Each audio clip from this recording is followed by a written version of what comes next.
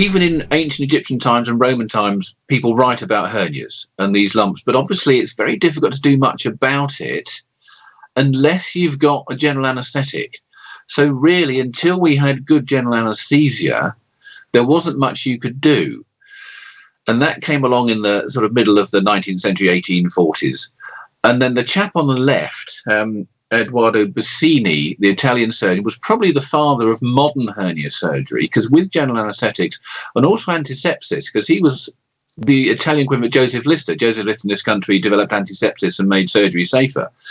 And Bassini did the same in Italy, and also did a series of around 300 hernias in the late 1800s, and he was very thorough. And what he did was he studied the anatomy of the groin. He looked at the muscles and the structure and the function. He realized how the hernias came through. And in men, there is this spermatic cord that comes through the tummy, and it comes through the inner layer of muscle where it's called the deep inguinal ring. It runs along the inguinal canal, then comes out through the superficial inguinal ring, then goes down into the testicle. In women, there's a similar, much smaller thing called the round ligament of the uterus. So the anatomy is similar, but in men, these rings are bigger, and that's why in men hernias are common. So he looked at the anatomy, he looked at the function, and he realized where the hernias came, and he learned about this thing called the hernia sac, and he realized that if you cut the sac off and sewed it up and pushed it back and repaired the muscles, you could fix the hernia.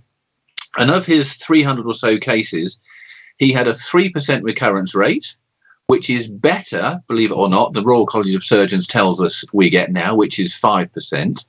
I would say, and we'll perhaps come on to this, I'd be mortified if I had a 5% recurrence rate. My recurrence rate is probably about 1 in 400. But apparently it's 5%. So Eduardo Bassini, 200 years ago, was better than that. He had 7 wound infections in 300, which again is pretty good. We would say probably fewer than 1% now. He was so thorough. He also kept a note of any people who died, and he had 5 deaths in his series, none of them due to his surgery. There was a TB, there was pneumonia and so on, but he followed these people up for so long, he even reported the deaths. So that's probably how it all started. And that went on through the 19th century. In the middle of the 19th century, I miss out lots of people, obviously. I'm just picking on a few key things. And around the time of the Second World War, the Shouldice Clinic started in Canada, in Toronto. Edward Earl Shouldice set it up as a business to fix hernias, described as helping men join the draft, because if they had hernias, they couldn't be called up, and if you fixed their hernia, they could. And he was helping these young men join the forces. I'm sure they were delighted. And it ran it was almost as a hernia factory. This is all they would do. They would do hernias day in, day out. And they would do the same sort of thing Bassini did. They would do this anatomical sutured repair, take the hernia sac off, push the stump back, fix the muscles. That's what they do. And this is how people like me, who were over 21, learned to fix hernias.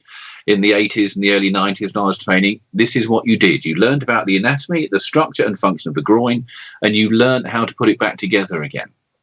Now, in the mid-90s, this is when the meshes turned up. And a guy called Erwin Lichtenstein, who worked in Los Angeles in California, thought about it. He said, I can't be bothered learning the anatomy of the groin. I'm just going to stick a big plastic patch over it to strengthen it on top of the hernia so the hernia can't come through. And this is where the Lichtenstein repair came in, and I already learned to do Shouldice repairs in the mid-90s. Suddenly we're all putting these mesh patches on, and it was sold as an easier surgical technique for a relatively inexperienced surgeon. Now, in the mid-90s, the NHS, what you have to remember is most hernia repairs were done by surgical registrars, junior surgeons. Consultants didn't do surgeons, they did hernias, they gave them all to the registrars.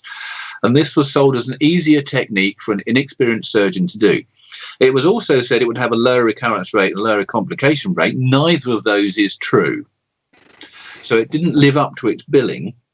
But what it did mean is you didn't have to understand the anatomy of the groin. And from the 1990s onwards, that's how most hernias have been done. In the late 90s, the laparoscopic surgeons got hold of it, and by using telescopes inside the tummy, they could put an even bigger mesh across the whole of the inside of the tummy to stop hernias coming through. And then what happened is, a few years ago, people be aware that we started to get concerns about, do meshes cause chronic pain? And this became, because it started with operations that gynecologists did for women with prolapses and so on, but it's run on to, do these cause pain in men who've had hernia repairs. Now, what I would say is, you remember where you said, 70, 80,000 hernias done a year. In the vast majority of cases, whichever way you have it done, people are fine. But I do think there probably are a minority of people who do get trouble with the mesh, whether they get a reaction, whether they get chronic pain and so on. I think there are a small number that do. So the question comes, if you can avoid that by not using a mesh, surely that's the right thing to do. So I now get more than a few people who will come to see me in London and say, I'd like a hernia repair and I want it done without a mesh, and I can't find anybody else to do it.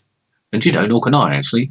So, yeah, I'll do it without a mesh. Again, I will warn them possibly there's a slightly higher risk of recurrence. Now, my standard technique over the last 25 years was to use not a mesh patch on the front of the muscles, but to put a little mesh plug through the hole where the hernia goes through, put it at the back, so it sits behind the muscles, it's not a big, and then actually repair the muscles over the front. So if you like, I was doing a double repair. And any technique of repairing a hernia is a compromise between making sure it doesn't come back as best you can and cutting the complication rate. And that's my standard technique for 20 plus years. And probably still I would do that. And I don't find with the plug, I don't find the chronic pain an issue as it might be with the mesh patch on the front or the great big mesh laparoscopically on the inside.